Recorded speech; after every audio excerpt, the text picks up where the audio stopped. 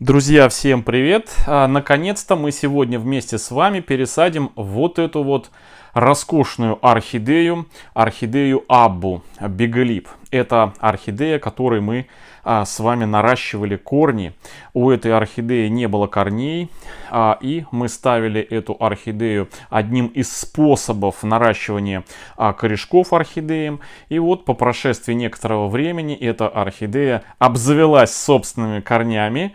И уже, наверное, как полгода я собираюсь пересадить эту орхидею, и все не доходили руки. И вот сегодня, пользуясь случаем, как и обещал во вчерашнем видео, когда показывал ее в качестве примера, как одна из орхидей, которая была без корней, как мы ей легко их нарастили, вот сегодня сделаем обалденную пересадку, друзья. Пересадку, в процессе которой и я, и вы будем получать удовольствие. Почему? Потому что эта пересадка, друзья, одна из самых, наверное, классических и дающих такие, знаете, непередаваемые эмоции по восприятию этих компонентов, по использованию этих компонентов, а самое главное – по легкому уходу в будущем за этой орхидеей, когда мы будем поливать. В этих компонентах очень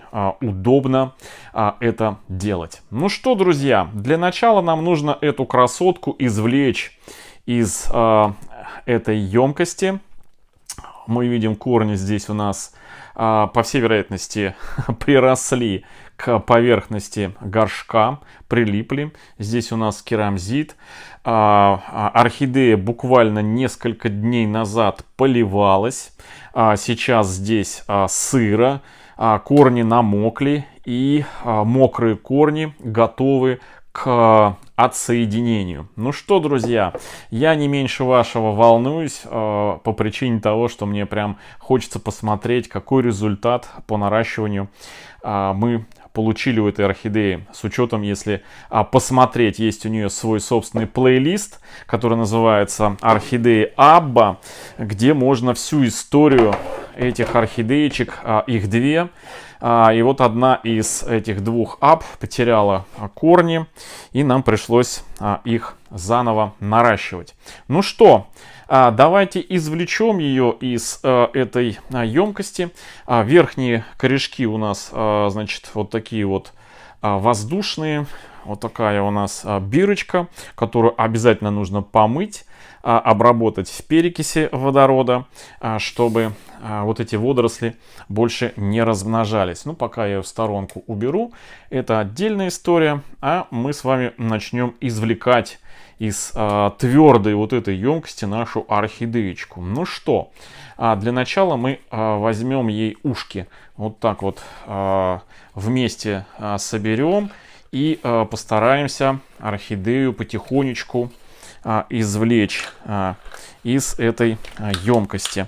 Снимаю маховое, вот это вот маховое кольцо, которое обеспечивало вокруг орхидеи необходимую влажную такую атмосферу, в которую у нас тянулись корни. И видите, еще продолжают наращиваться корешки у этой орхидеи. И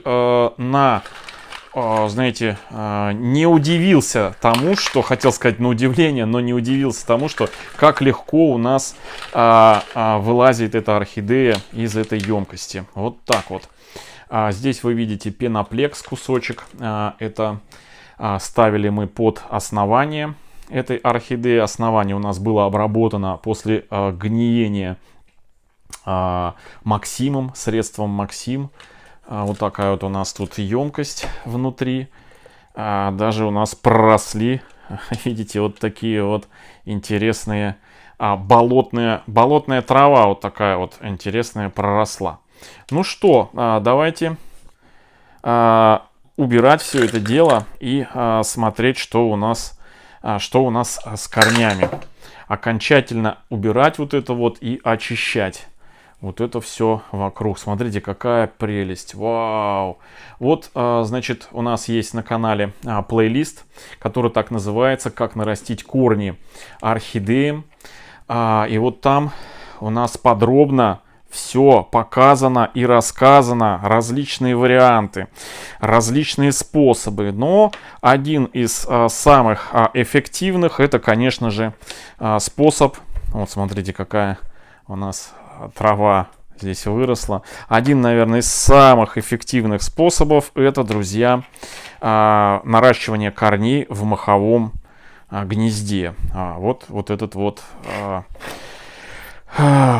способ. Так, ну что у нас здесь с корнями? Ну, в сравнении с тем, что было, корни у нас подросли. Это очень хорошо. Есть, конечно, и подпорченные корни, но это, друзья, следствие того, что у нас моховое гнездо пересыхало. То есть не всегда я, как человек, имеющий большую коллекцию орхидей и много-много разных дел, свое хозяйство, естественно, не всегда мог уследить за этой орхидеей, и, соответственно, высыхал вот этот вот мох, и просушка вот этого мха приводила к тому, что вот в какой-то части, видите, в некоторых местах отросшие корни в разный период, они засыхали. Так, все, значит, корни нехорошие, которые попортились, я обрезаю. Они нам не нужны. Проверяю на предмет, вот так вот щупаю. Но вот это пустые корешки, конечно же, я, друзья, срезаю. Они нам не нужны. Все равно они уже не восстановятся. И они, естественно, вот это все мы срезаем. Это старый цветонос. Это старый цветонос.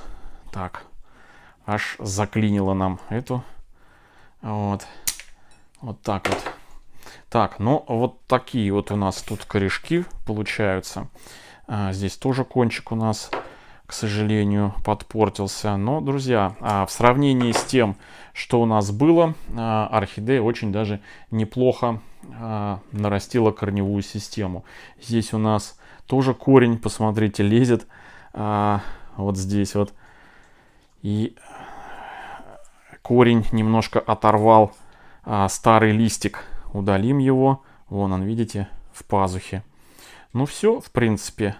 Вот такая вот у нас орхидеечка. Нам нужно бы вот эти вот корни немножечко смочить, отмочить, конечно, в воде. Но я хочу их, друзья, и саму орхидею, и эти корни немножко обработать таким вот средством, тоником для листьев, для орхидей. Янтарная кислота с витаминами. Это такой у нас антистресс. Я обработаю орхидею, обработаю все корни. Вот так вот саму орхидею. С обратной стороны листьев. Вот так. Ну и самое главное, это вот эти вот воздушные корни, чтобы они немножко у нас напитались, пока мы будем готовить грунт, в который ее будем сажать.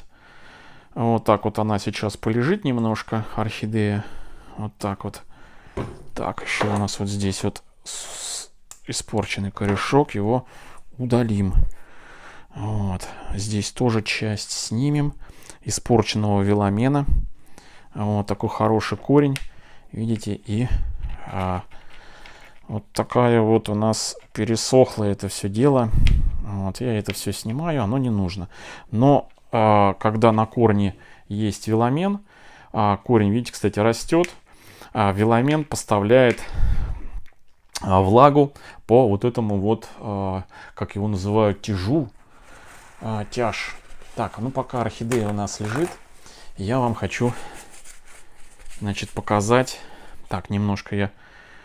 Вот это нужно, друзья, перед посадкой протереть Максим вот этот вот, чтобы он у нас не попадал в грунт. Аккуратно все это вытереть с основания. Лучше, конечно, под проточной водой все это дело промыть. Вот так вот. Вот. Смыть.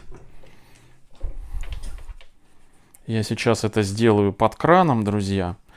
пойду немножечко прям кисточкой, и сточной водой все это дело, друзья, сейчас промою. Так, ну вот так у нас это все получилось. В общем, по максимуму попытался я все это смыть, Максим, под проточной водой. Вот так вот у нас это вышло, друзья. Ну, главное, чтобы с нее вот этот вот красный препарат этот не капал и не обжигал нам в будущем корешки. Все, вот так у нас это получается. В принципе, поднос я могу уже убрать. Вот, и готовить орхидею к посадке. Но, друзья, прежде чем пересадить орхидею, я хочу вам, значит, показать вот эти две орхидеи, которые стоят на заднем плане. Это как в поговорке: если в нашей пьесе на заднем плане висит ружье, значит оно в конце или в процессе выстрелит. Хочу показать вот эти вот два биглипа, которые мы пересаживали подростками, совсем маленькими подростками, вот в эти вот посадки. Видите, это биглип Diamond Star, вот такой вот, посмотрите. Здесь у нас грунт состоит из коры и из мха сфагнума. Здесь у нас присутствует тоже маховой фитиль, но, как видите, больше ничего. То есть вот такая вот посадочка, и посмотрите, как корни себя прекрасно чувствуют. Орхидея в росте. Это одна орхидеечка, цветонос. Зацветет она у нас. Так, и вторая орхидея, вот такая вот, друзья. Один длинный такой корень у этой орхидеи растет. Вот. Я не знаю, он где-то, наверное, сантиметров, ну, не знаю, сантиметров 50 точно.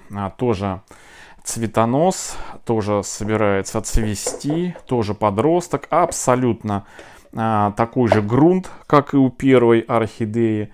И вот такое вот количество тоже корней. Посмотрите, как себя орхидея хорошо чувствует. Она даже корень, смотрите, под ободок загнала. Посмотрите, прям под ободком растет. Вот. Ободком горшка. Так, упал кусочек. И здесь тоже, друзья, у нас это биглип валет. Тоже был подросток. И тоже он у нас, видите, выпускает цветонос и будет в своем первом домашнем цветении цвести. Значит, почему я вам показываю эти две орхидеи?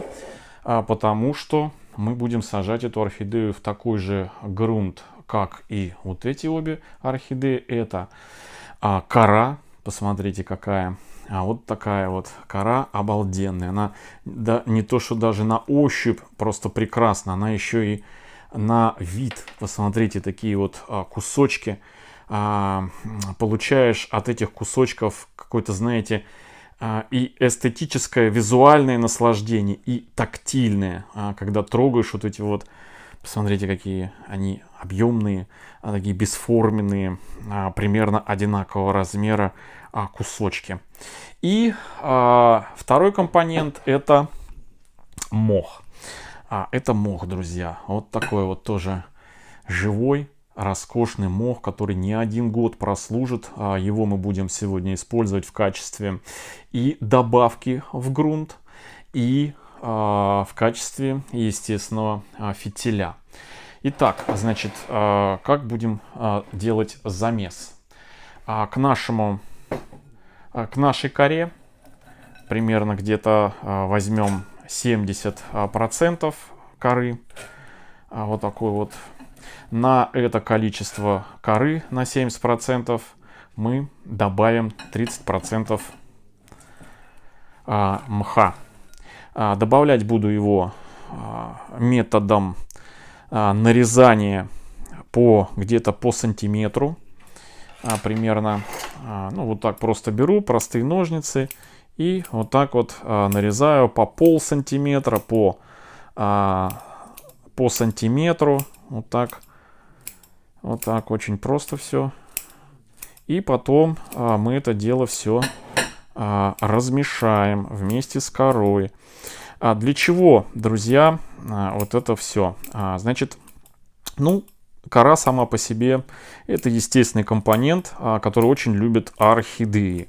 Если это, конечно же, вот такая вот объемная кора, которая со временем становится очень такой влагоемкой и обеспечивает хорошую водоотдачу, влажную среду внутри горшка отдает долго эту влагу, напитываясь предварительно при поливе. А мох сфагнум, друзья, это связующий такой компонент между этими кусочками, который тоже удерживает влагу при, знаете, быстром поливе. Я называю его ленивый полив. Это когда мы, например, просто орхидею, ну, когда, например, большая коллекция, нам абсолютно не хочется, вот мне, тратить время на замачивание, вот эти танцы с бубнами, с лейками, с тазиками. Хочется быстро полить. А быстро это как? Взял горшок, окунул в емкость с водой, буквально окунул, несколько секунд, достал, стряхнул воду, все, поставил в плошечку или еще куда-то там в кашпо, все. И следующую берем, опять кунаем, достаем, ставим, кунаем, достаем.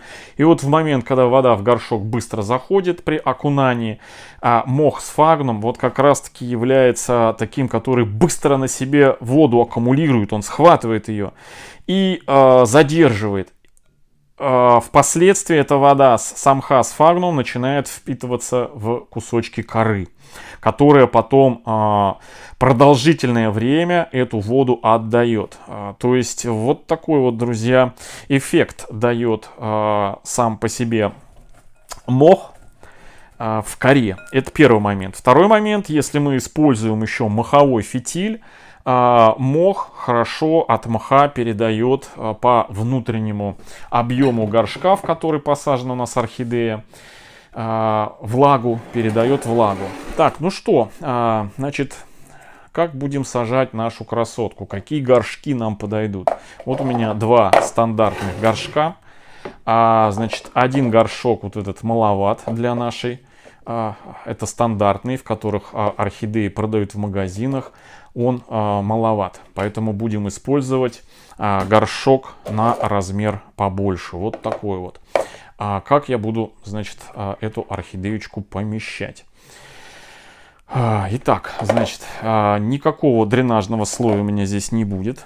Я сразу делаю фитиль. Друзья, хороший мох в интернете у нас в группе продается ВКонтакте Архамания. Продается в группе у Анжелики. Это, значит, меня спрашивали, у кого я покупал. Друзья, это Анжелики мох, Кировский мох. Так и называется группа Кировский мох. У нее на сегодня, ну, наверное, один из самых бюджетных по цене. То есть там 60 рублей, по-моему, литр сейчас стоит у нее. Девочки некоторые по 100 продают и по 80. То есть вот у Анжелики он самый такой, знаете, ну, бюджетный по цене. Он у нее есть и живой вот такой вот, и есть у нее и сушеный. Так, ну вот так. Теперь на дно немножко кину, значит, чтобы пазухи вот эти вот закрыть, перекрыть, чистую кору вот эту. Вот так вот, все. Ага. И теперь начинаем подкидывать, значит, вот, наш приготовленный грунт с мхом. Немножечко сейчас постельку сделаем из нашего грунта. Значит, по размеру попробуем, значит, уложить нашу красотку сюда. Ага.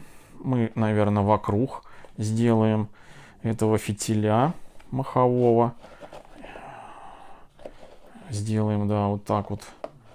И сейчас я его окуну.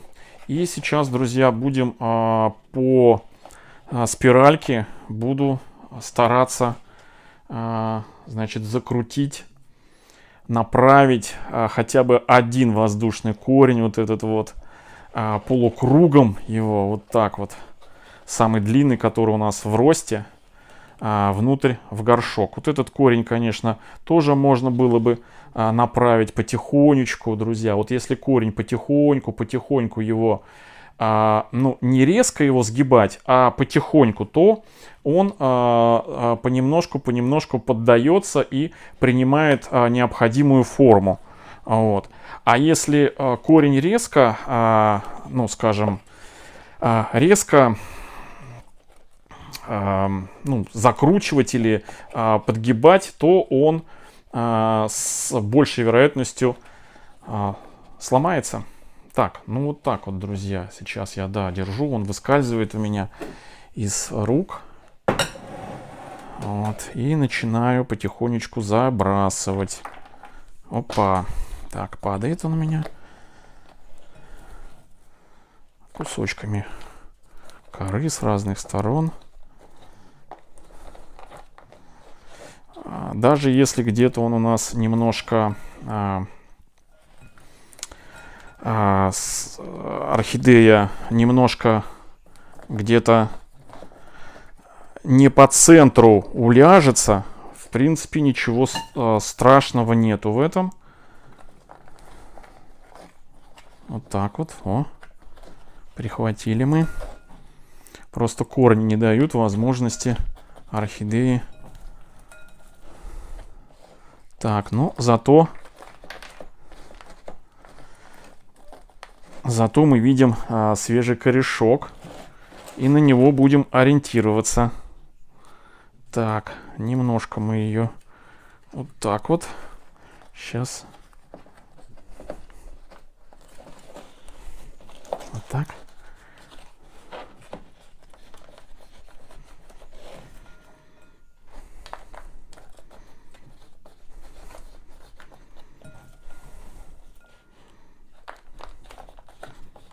Так.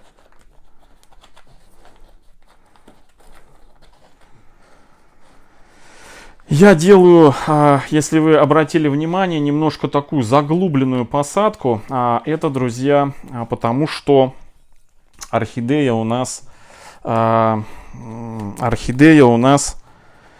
вы уже видите, она пускает воздушные корни очень активно.